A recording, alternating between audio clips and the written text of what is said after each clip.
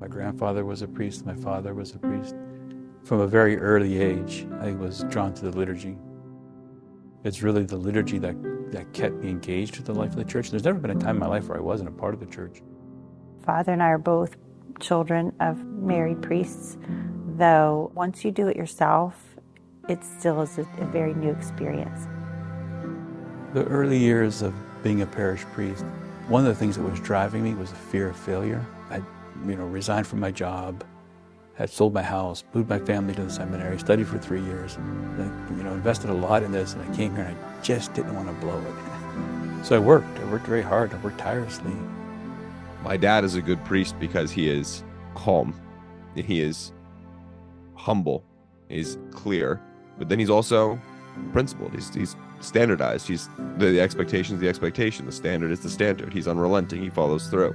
I feel that his strength is number one. He is there. He may not have the answer you want, or he may not answer at all, but he's still there. My dad takes a lot of water over the bow. He puts a lot on his shoulders. And he doesn't do it pridefully, and he also doesn't do it with fake humility. You have to understand, he's on call 24/7. You and I might go on a vacation, and he may try to go on vacation, but the phone will still ring. I think that good priests are self-emptying, are other-oriented, and they're in the trenches doing the work. And so good priests' wives are anchors. They are lightning rods. They are grounding systems. I would imagine as a priest's wife, this is not easy. This can't be. And for a marriage, I would imagine that has to bring a stress to it. It was challenging for me to be okay with how much his time was demanded of him. I very much felt like a single parent at many times. One time I wrote down on a piece of paper how many hours he worked from a Sunday to a Sunday. I just added up how many hours he wasn't home, and I gave it to him. And he kind of looked at me and went, okay, and it's not like he was being unkind. He was just like, it's my job. It's what I do. It's really hard to put the pen and pencil down when you're a priest. Well, you work a 9 to 5, it's probably a little bit easier. When you're a priest, you're like, all right, it's just salvation. It's a little bit trickier to clock out. We found ourselves in a spot that we never thought we'd be in. I was in the emergency room with severe anxiety, and my husband was looking at me like he didn't know me. And so that was a real pivotal moment for us.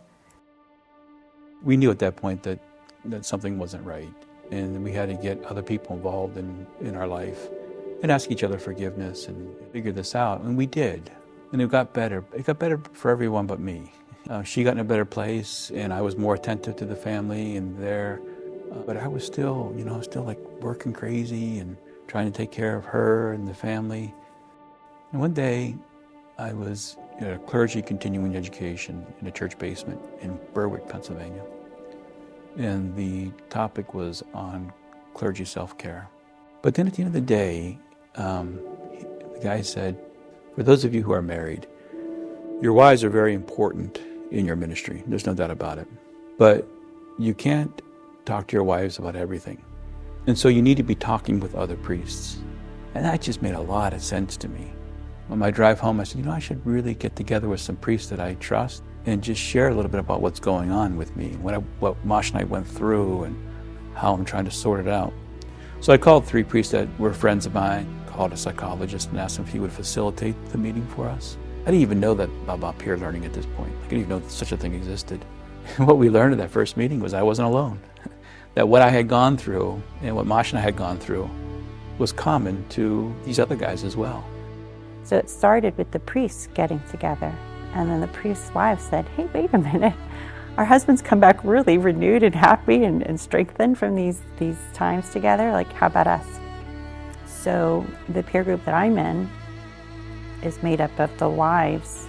It's been wonderful to see that grow and get that support, just the way that they get it from each other. Early on, I think that there was some misgivings about what we were doing. Was it perceived as a therapy? Was it perceived as just a support group?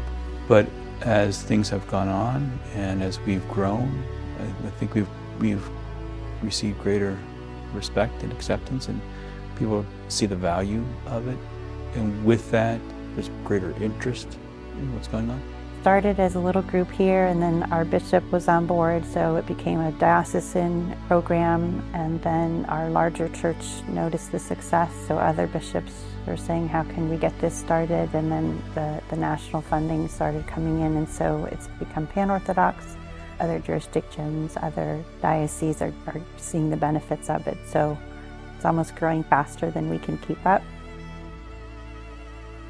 If our Christian life and our priesthood and our parish ministry becomes self-draining, then we're doing something wrong. It doesn't need to be or shouldn't be. Matter of fact, it should be the opposite. But I think that it's a trap that we have, is to fall into isolation, and we have to guard against that trap. The big phrase that we always use in this peer group is breaking isolation. It's connection and shared experiences. And sometimes those are ugly, and sometimes they're beautiful, whatever those shared experiences are.